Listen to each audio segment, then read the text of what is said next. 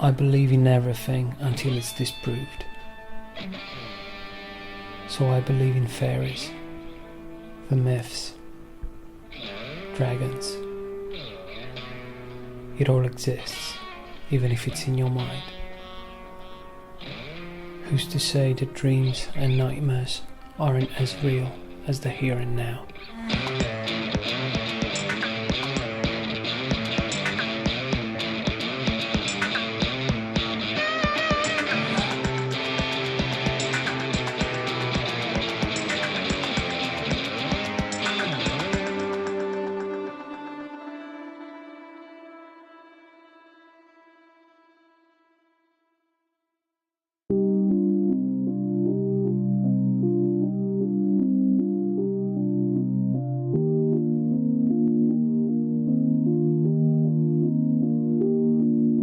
Aberdeen è la città grigia, The Grey City.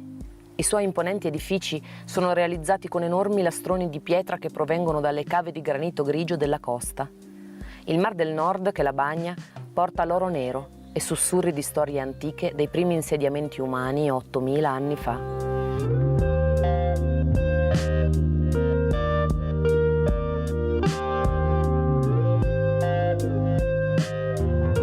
Migliaia di vicende umane caratterizzano l'atmosfera magnetica della città, che sembra non voler dare molta importanza a questo pesante bagaglio d'anime, alcune delle quali sono ancora incatenate a questi luoghi. Ma basta un taglio di luce diverso che illumini queste pietre e i frammenti di mica nascosti nel granito scintillano e la trasformano nella città d'argento. Il tempo è estremamente mutevole, luci ed ombre si alternano senza fine, dando vita ad un contesto ambiguo e inquietante. Ad Aberdeen succedono cose.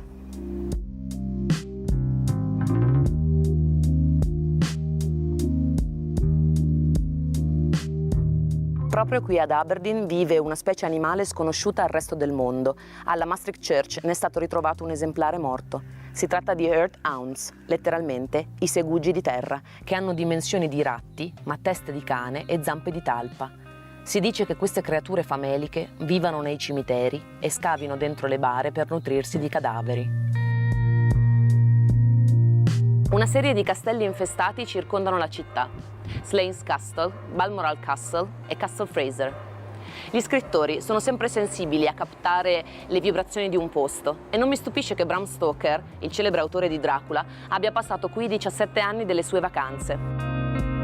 Poco lontano da Aberdeen, sulla costa, c'è Cruden Bay e si dice che le storie e superstizioni del posto abbiano influenzato l'autore del romanzo horror più famoso al mondo, tanto che il castello di Dracula potrebbe essere stato creato a modello di Slains Castle.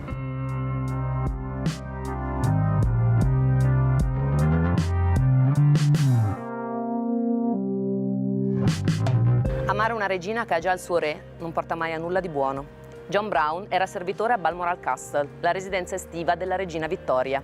Si mormora che John e la regina fossero molto più che amici e sulla fine che ha fatto lui non c'è stato tramandato molto, se non che tuttora si aggiri in kilt per i corridoi del castello, tanto che la regina Elisabetta II ha affermato di averlo visto e di aver avvertito la sua presenza.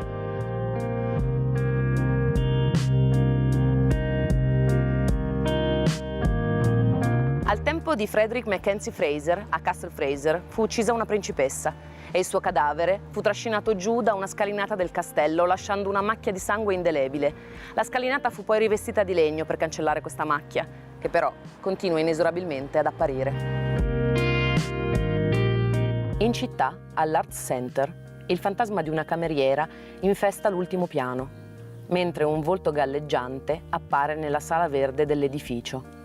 Il gruppo Aberdeen Ghost Hunters, uno sparuto gruppetto di persone che indaga sull'occulto, ha riscontrato interferenze elettriche e EVP, le famose voci che si possono ascoltare registrando i suoni di un luogo infestato. Aberdeen è statisticamente la città più fredda del Regno Unito. D'inverno le giornate arrivano a durare anche solo 6 ore, mentre d'estate le ore di luce diventano quasi 17, creando virtualmente un giorno senza notte.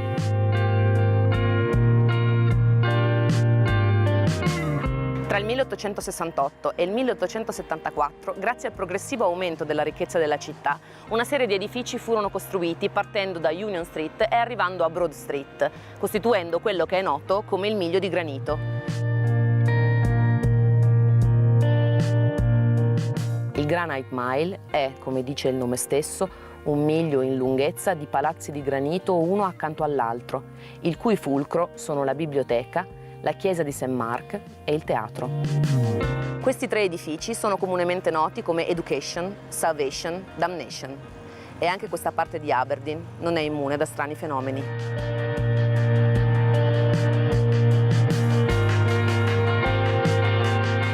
Proprio alla Aberdeen Central Library, diverse testimonianze affermano di aver visto aggirarsi fra gli scaffali il fantasma di un vecchio bibliotecario, udito passi, sussurri e il suono di una campanella. At the time I was working in the library, and there'd been some spooky things happening. It was actually for a couple of weeks, really. You know, like footsteps in the hallways. So I was actually left to close up, and nobody else was in, and I heard footsteps. It was really creepy. It's weird. It sort of brings back the memory, which isn't nice, actually. Like you'd think it would be.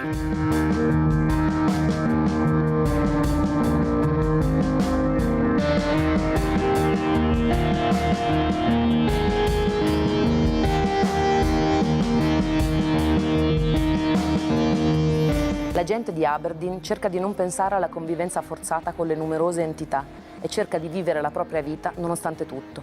Alcuni tentano di dimenticare il momento in cui i 2 mondi sono venuti in contatto. Alla gente di Aberdeen non piace parlare dei propri fantasmi. To me it's somebody's spirit passed over, or somebody that hasn't settled on the other side. I've had an experience, but I'd rather not go into it. But they're quite, you can feel them with you, some of your own, you know.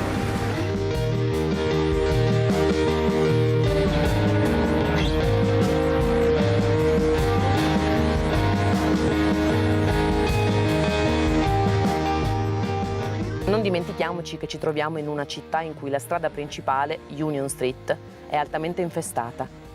Può capitare mentre ci passeggi di sentire la stretta di una mano invisibile su un braccio o una gamba, una stretta prolungata che ti trattiene per diversi secondi. Alcuni sostengono si tratti di una ragazzina morta nelle vicinanze in modo violento.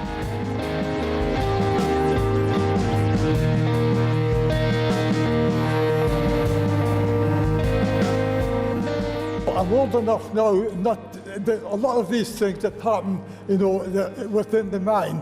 And nowadays, I'm too old really to let things like that worry you. Well, you would get a fright, you know, you get an apparition, a ghostly-like apparition coming to meet you at midnight in the dark. Yeah. But I don't think I'd be like that now. I'd probably fight back. I think I'm old enough, I wouldn't be too frightened. Sometimes you would be. It depends on your state of mind at the time or what is happening. So that's all I can say.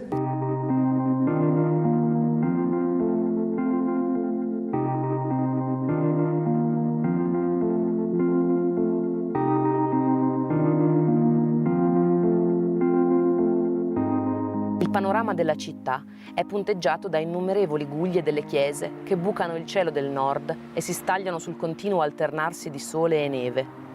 Il leopardo, l'animale che si muove sinuosamente nel mondo delle ombre, secondo certa simbologia, è anche il simbolo di Aberdeen e appare sullo stemma della città. Non è casuale che i leopardi di Aberdeen prendano forma nelle statue che nel 1908 l'architetto William Kelly posiziona sul ponte dell'inquietante Union Street. Forse sono proprio i leopardi i traghettatori delle anime inquiete che si manifestano sulla via?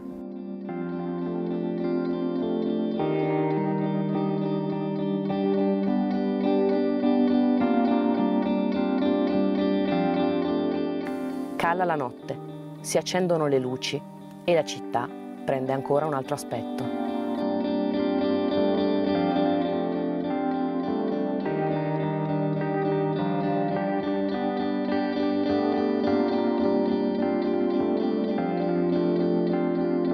L'Università di Aberdeen sorge dove un tempo c'era il White Dove Hotel, teatro di una delle storie dei fantasmi più famose della città.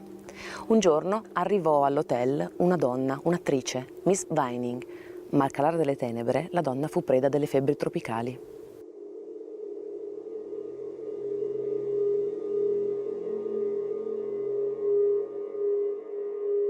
La febbre saliva e Miss Vining gemeva e smaniava, tanto che fu chiamata un'infermiera ad assisterla. Improvvisamente l'infermiera vide una bambina seduta su una sedia accanto al letto. La bambina era indiana, il volto era coperto da un grande cappello.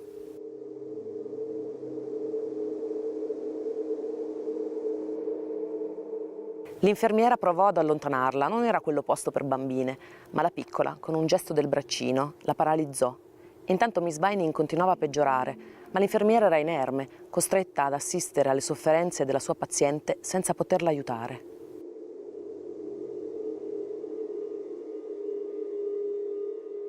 Ad un certo punto l'effetto dell'incantesimo finì e l'infermiera poté finalmente muoversi. Vide la bambina andare verso la finestra e alla luce dei lampioni le vide il volto. Era pallida ed emaciata e una lunga ferita sanguinante le segnava tutto il piccolo collo.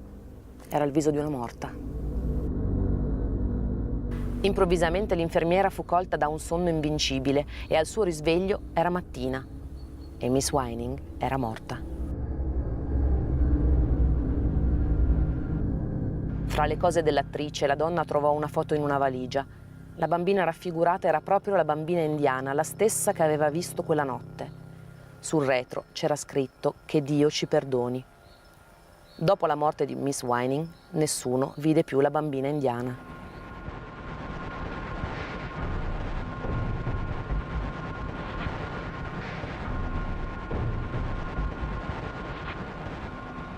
Lasciamo Aberdeen e la sua notte fredda e carica di mistero e ci dirigiamo a nord.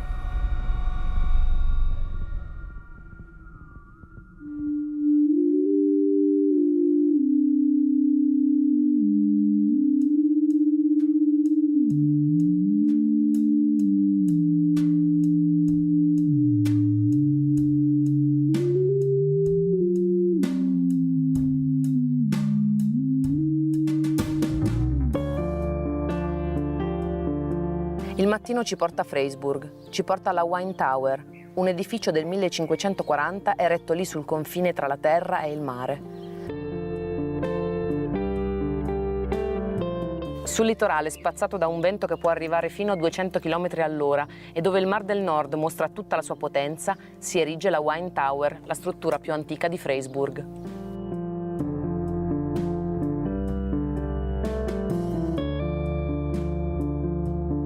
The Wine Tower is the oldest building in Fraserburgh. It actually dates back to 1540, and there's lots of stories around the town about what the Wine Tower was actually used for.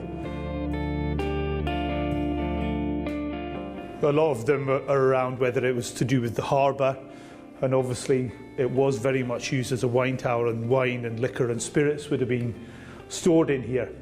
But the thing that it very definitely was it was actually a private Catholic chapel that Magdalena Fraser, whose husband Lord Fraser owned the Kinnaird Head Castle, would practice her faith in private in. If you think about the dates, it's at the time of the Reformation in Europe, which was very strongly upheld in the United Kingdom by Henry VIII, and actually practicing the Catholic faith in this country would result in execution. You would actually be beheaded and have your head chopped off for being a Catholic. So Magdalena Fraser would actually come into this as a private chapel and practice her Catholic faith in here in secret so that she wouldn't be persecuted. And if we actually come over to this side, we can actually see the very ornate carvings of the hands of Christ, which is a really well-known Catholic symbol and a real sign. It very much was that private chapel. At the time that the Wine Tower was built in 1540, Fraserburgh didn't actually exist. There was a small village to the south called Faithley and a small village to the east called Broadsea that actually made up the town. And it was only as the Fraser family built the Kinnaird Head Castle in the 1570s and brought trade and industry to the town that Fraserburgh itself was formed, and the royal borough of Fraser became Fraserburgh, but the family lent their name to the town itself. The legend is that Lord Fraser's daughter was courting one of his pipers. Now, Lord Fraser and Lord Salton, as he would become known, obviously was a peer and, you know, a very, very important person, and his piper was just a commoner. So obviously Lord Fraser was heartbroken that his daughter would be courting such a common man. So he forbade them to see each other, insisted that they had to split up.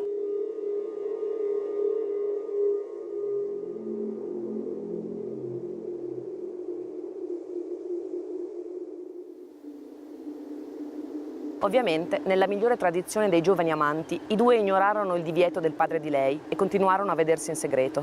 Un giorno Lord Fraser era via per affari e i due si incontrarono al castello pensando di essere al sicuro, ma una violenta tempesta costrinse il padre a tornare, cogliendo i ragazzi sul fatto. Preda di una violenta rabbia, chiuse la figlia in una stanza della torre e stabilì una crudele pena per il ragazzo.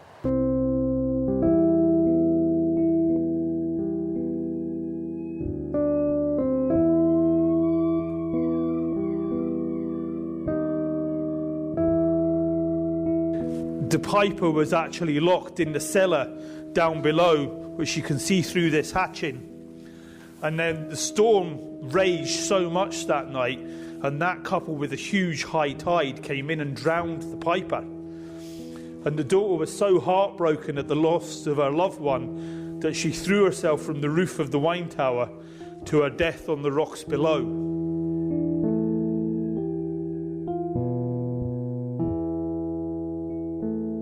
Per 200 anni, su quelle rocce sferzate dal vento del Mar del Nord, i guardiani del faro hanno dipinto di rosso il posto in cui si è sparso il sangue di una giovane donna e del suo amato, perché nessuno potesse dimenticare che anche l'amore, come il mare, a volte uccide.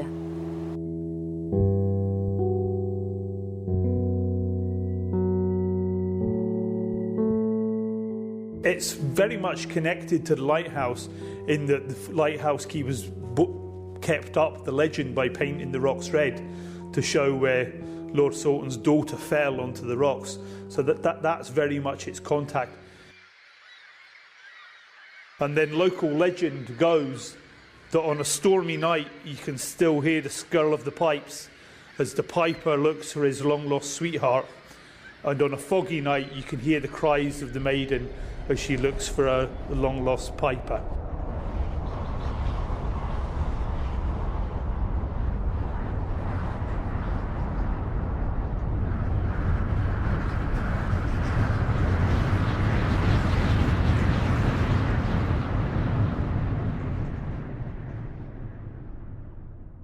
In quel luogo d'amor perduto, ancora oggi le giovani spose vanno a celebrare i loro fidanzamenti o matrimoni in una sorta di sorellanza magica con l'antenata, che in nome dell'amore ha sacrificato la sua anima. I think there's the way that the wind whistles around the bay and whistles around the wine tower itself. I think it could be very easy to believe that it was the skirl of the pipes if you wanted to believe it.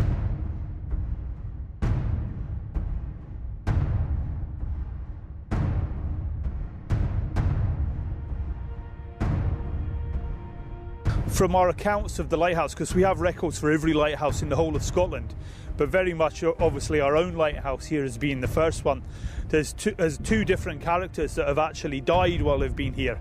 One was a little girl who was actually the daughter of one of the lighthouse keepers who had been playing out with her friends, and she'd been swinging on one of the lighthouse gates, and the gate fell off its hinges and crushed the daughter, banged her head off the gate, and she was actually killed.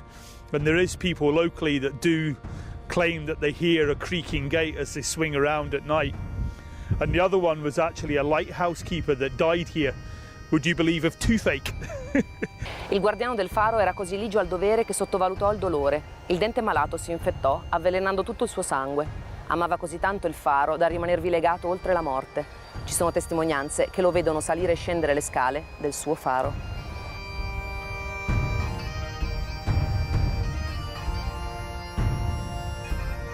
These are the ones where the lighthouse keeper that died of toothaches, quite often said to be seen, and there can be noises of footsteps from time to time as people wonder actually what happened to the keeper and why he was so dedicated to his job that he would actually carry on working every night. And we have them usually at the end of the night, we turn them so that they all sit the same way, and sometimes in the morning they can be at a different angle or in a different place altogether, and we kind of wonder whether that's the ghost as well. But you can imagine how heavy it would be to carry one of these up the steps. But some of the sightings that people have seen have been of a lighthouse keeper carrying one of the paraffin cans.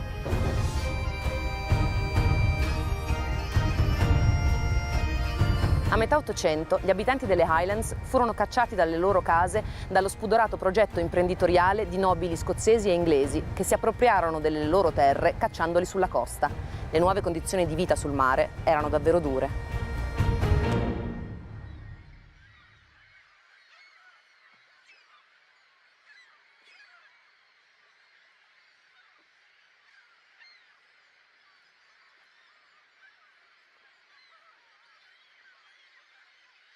Lighthouses only came to Scotland in 1786 when the Northern Lighthouse Board was filmed. But that was actually because in 1782 there was a terrible winter of storms in Scotland, and over 35% of the shipping was actually lost in Scotland that year. So the loss of life and the shipwrecks and the difficulty with the amount of cargo that was lost and the amount of shipping that was lost was making a huge impact on the Scottish economy, so the lighthouses really became a really key part of that. Alla base dell'importanza storica dei fari sulle coste turbolente del Mar del Nord c'è ovviamente una storia di morte.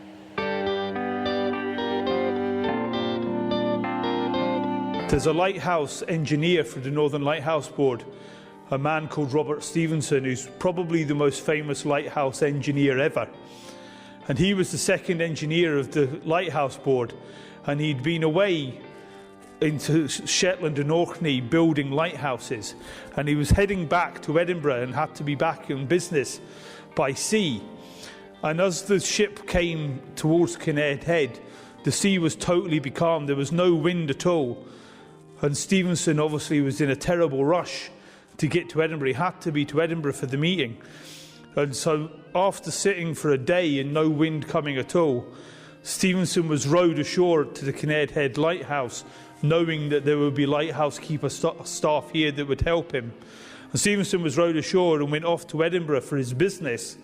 And then the wind came up and the ship set sail again, and the wind became a storm and the ship was actually lost, and all hands on the ship were actually lost, apart from obviously Robert Stevenson, who had been rowed ashore and then actually came back only a couple of years later to build a lighthouse inside the castle, which you can really clearly see in this room with the cylindrical tower, because he wanted to knock down the old Kinnaird Head castle originally. But Sir Walter Scott, a really famous Scottish novelist who was a friend of his, urged him not to knock down the castle because of its importance and its history and its heritage. So he didn't do that, he built the lighthouse inside the castle. Lasciando Fraserburgh, il vento alle nostre spalle sembra sussurrare le frasi di Sir Walter Scott. La morte è l'ultimo sonno? No, è solo il risveglio finale.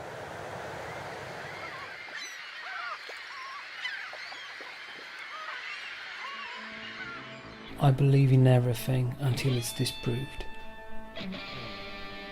So I believe in fairies, the myths, dragons. It all exists, even if it's in your mind. Who's to say that dreams and nightmares aren't as real as the here and now?